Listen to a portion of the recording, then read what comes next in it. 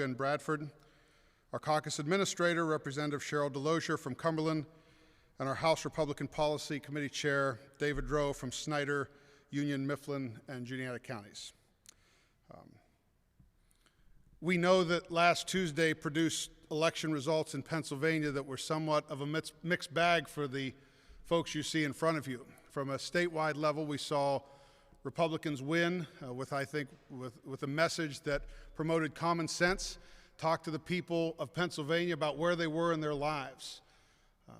Unfortunately, we find ourselves still in the minority. We acknowledge that. But we also acknowledge that that message is one that is resounding not just with Pennsylvanians, but across the country. People don't have enough money in their pockets. At the end of the day, it's time for us to look at how we can give some of what we have back to the taxpayers who earned it in the first place. It's time that we evaluate the cost of everything from housing to energy. It's time we look at our workforce and our demographics in Pennsylvania that continue to go in the wrong direction. And so I think what this last election has shown is that the people are ready for this new day, this new dawn, this post-COVID malaise clearing and getting Pennsylvania and the rest of the country back to work. So with that, I'll take any questions you might have. I mean, there's been a lot of turnover here, and I'm just sort of curious, like, how do you think you're going to be different from the old leadership team compared to, like, what's the biggest change that you think you can bring to the Republican caucus? Well, I think the change that you'll see from this leadership team is a new energy. You do have some familiar faces, you have some new faces, and some of us who might be new to leadership are certainly not new to the roles. So we understand, I think, how to read the people of Pennsylvania and what they're asking for. I think we have a message that's going to coincide with that. We simply need to be able to articulate it in a clear and passionate way from the Northeast to the Northwest to the Southeast to the center parts of the state and all over. And I think you're going to see a lot of energy brought to bear by this team behind me. Do you have any hopes for working with the Democrats in the majority in the House and seeing more of your policies come to fruition, seeing more things come from compromise with them? Well, I think that we're not the only ones who read the tea leaves from the election results. I'm sure the leadership on the other side saw that as well. So I do believe there are going to be opportunities to work together for the common sense goals that will move this economy forward. I think the governor will see that. I know that our friends in the sister chamber in the Senate will see that, and we'll be happy to work with anybody to advance those goals.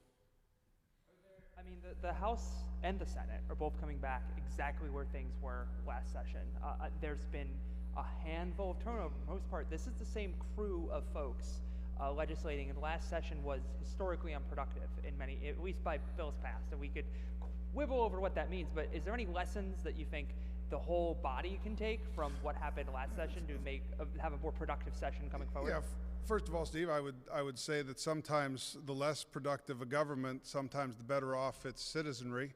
In terms of bills, I don't necessarily view that as the only thing that drives a productive government, but I do think what you have is a realization from all parties here of the direction that people want to go. I mean, at the end of the day, it's really about vision. If all the parties have a similar vision, you'll get to a similar place. If they don't, you won't. But what we've seen is that what people are talking about in Pennsylvania around dinner tables, is they simply can't afford their current lifestyle.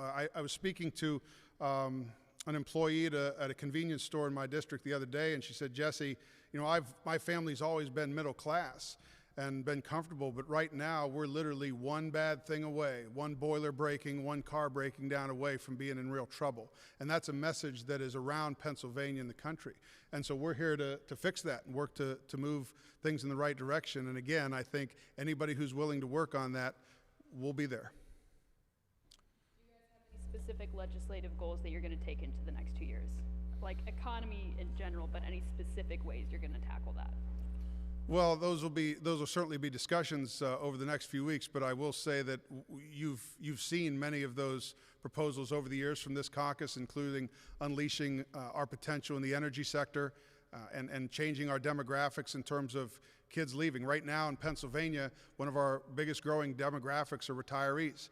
We need to make sure we keep young people here to work the jobs we need them to work to drive this economy. We've seen proposals like that. I think you'll continue to see them in this session. Anything else? All right. Thank you, everybody. Have a good night.